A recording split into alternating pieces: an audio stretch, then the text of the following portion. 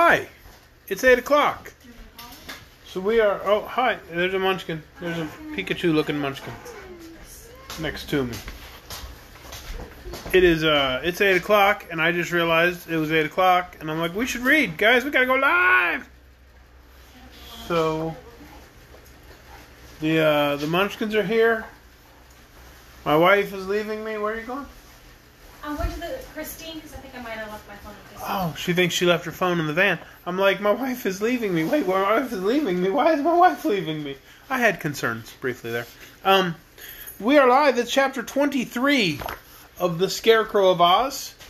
And chapter 23 is entitled The Land of Oz.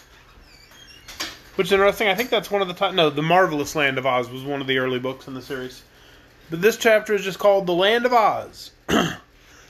Let's read, shall we? The straw man's appearance on the water was so sudden that it startled Trot, but Cap'n Bill had the presence of mind to stick his wooden leg out over the water, and the Scarecrow made a desperate clutch and grabbed the leg with both hands. He managed to hold on until Trot and Button-Bright knelt down and seized his clothing. But the children would have been powerless to drag the soaked Scarecrow ashore had not Cap'n Bill now assisted them.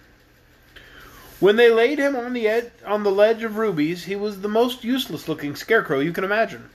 His straw sodden and dripping with water, his clothing wet and crumpled, while even the sack upon which his face was painted had become so wrinkled that the old jolly expression of their stuffed friend's features was entirely gone. But he could still speak, and when Trot bent down her ear, she heard him say, "Get me out of here as soon as you can!" That seemed a wise thing to do, so Cap'n Bill lifted his head and shoulders, and Trot and Button-Bright each took a leg.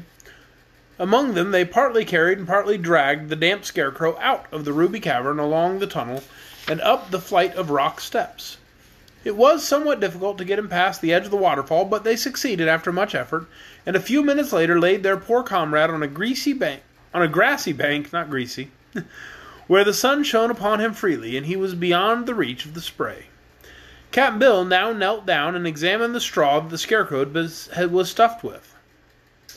"I don't believe it'll be of much use to him any more," said he, "for it's full of pollywogs and fish eggs, and the water has took all the crinkles out the straw and ruined it. I guess, Trot, the best thing for us to do is empty out his body and carry his head and clothes along the road till we come to a field or a house where we can get fresh straw." "Yes, Cap'n," she agreed. "There's nothing else to be done. But how shall we ever find the road to Glinda's palace without the Scarecrow to guide us?" "That's easy," said the Scarecrow, speaking in a rather feeble but distinct voice. "If Cap'n Bill will carry my head on his shoulders, the eyes front, I can tell him which way to go." Did you find it? Yeah, it's on Christine. Hooray, she found it. My wife came back to me. I can tell him which way to go."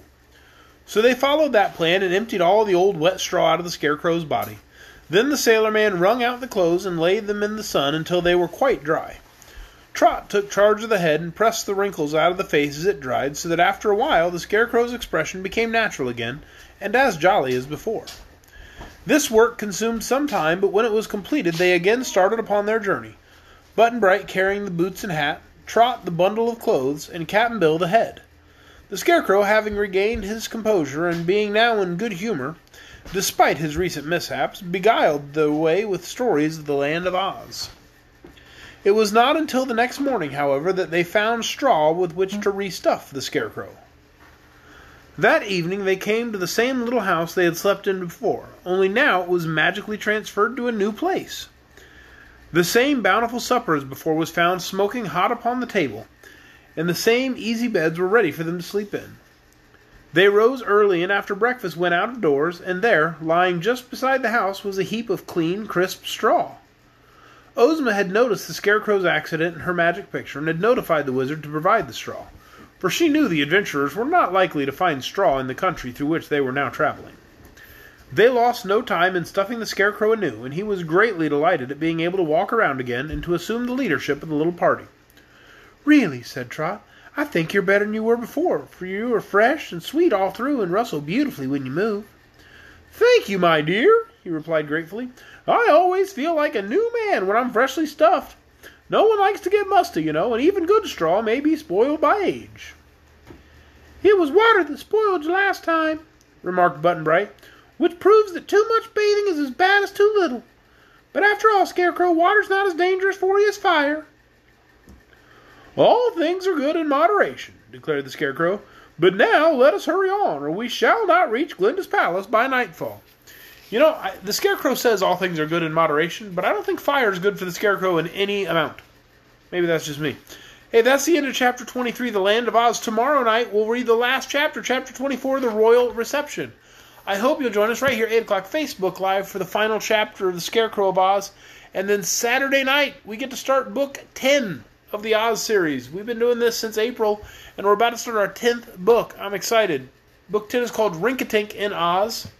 I have no idea who Rinkatink is, but I guess we'll find out together starting on Saturday. Join us tomorrow night for the end of Scarecrow. Good night, everyone.